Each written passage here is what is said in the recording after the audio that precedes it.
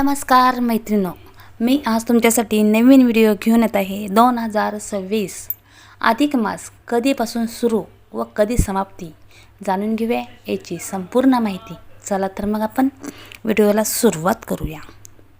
हिंदू पंचांगानुसार सन 2026 अत्यंत महत्त्वाचे असे वर्ष मानले गेलेले आहे, कारण या वर्षात अधिक मास लागल्यामुळे हे वर्ष 13 महिन्याचे असणार आहे. 2026 मध्ये अधिक मास असल्यामुळे हे वर्ष अत्यंत महत्त्वाचे असे मानले गेलेले आहे.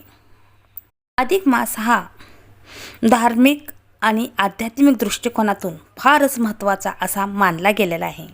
या अधिक महिन्यात आपण विवाह, मौजीबंधन, गृहप्रवेश, बारसे यासारखे मंगल कार्य, शुभ कार्य आपण करत नाही. मात्र या महिन्यात, ह्या अधिक महिन्यात पूजापाठ, व्रतवैकल्य, जप तप आणि दानधर्म करणे अत्यंत शुभ मानले गेलेले आहे. तर असा हा अधिक मास 2026 मध्ये कधी लागणार आहे व कधी संपणार आहे या माहितीला आता आपण सुरुवात करूया. चला तर मग आपण माहितीला सुरुवात करूया.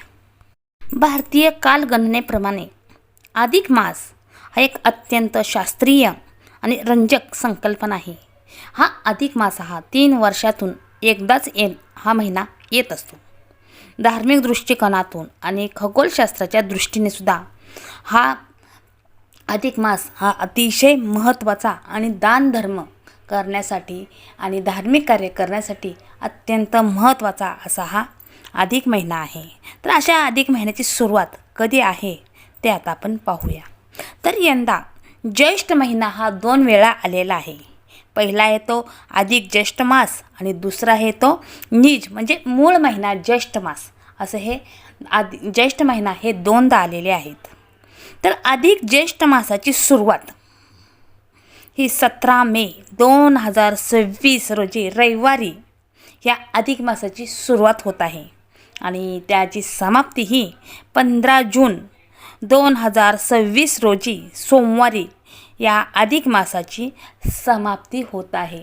तर असा हा अधिक मास हा 17 एप्रिलपासून चालू होत आहे आणि 15 जूनला याची समाप्ती होत आहे.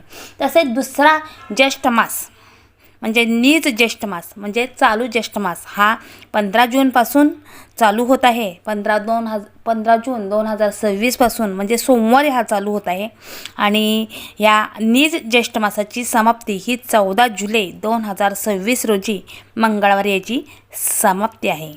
तर असा हा ज्येष्ठ मास 11 वर्षांनी हा आलेला आहे. नंतर पुढे 2037 मध्ये हा अधिक ज्येष्ठ मास हा येणार आहे. तर असे हे ज्येष्ठ मास अतिशय महत्त्वाचा आणि धार्मिक दृष्टिकोनाशी महत्त्वाचा आहे. अधिक मासाची संकल्पना ही प्रामुख्याने महाराष्ट्र, गुजरात, कर्नाटक, आंध्र प्रदेश आणि मध्य प्रदेश यासारख्या राज्यात हा अधिक मास अधिक प्रमाणात पाळला जातो.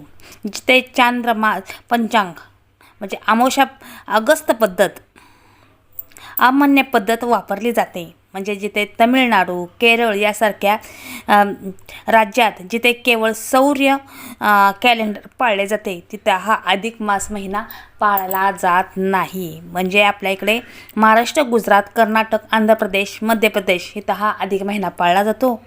तर तमिळनाडू, केरळसारख्या ठिकाणी हा अधिक महिना हा पाळला जात नाही. तर अधिक मास हा केवळ सण उत्सवाचा काळ नाही, तर तो आपल्या पूर्वजांच्या प्रगल्भ खगोलशास्त्रीय ज्ञानाचा पुरावा आहे. सौर आणि चांद वर्षाचा मेळ घालण्याची ही पद्धत आहे.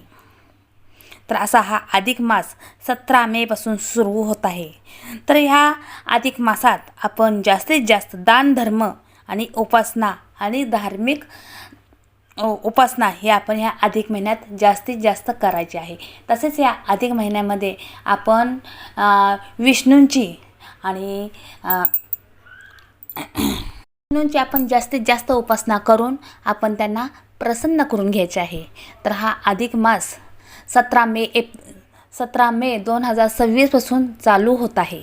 तर सर्वांनी या अधिक मासामध्ये जास्तीत जास्त भगवान विष्णूची आपण पूजा अर्चा करायची आहे आणि त्यांना प्रसन्न करून घ्यायचं आहे। तसेच या महिन्यामध्ये आपण दान धर्म, अधिक महिन्यात आपण दान धर्म, जप तप आपण करायचे आहे। तसेच आपण दीपदान, वस्त्रदान हे सुद्धा आपण ह्या महिन्यात अवश्य करायचे आहे।